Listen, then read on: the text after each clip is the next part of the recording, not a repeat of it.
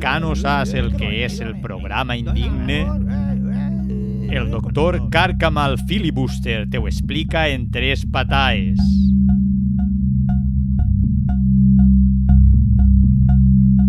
Cuidao que se te tanca el llibre. Programa Indigne és un programa d'humor retro-postmodern que utilitza doblatges d'imatges antigues de domini públic. A mi em fa risa, i mira que és difícil fer risa a un tio del segle XIX, que estem hasta el gorro del segle XIX. Volen que siga ja el segle XX, que segur que és molt millor.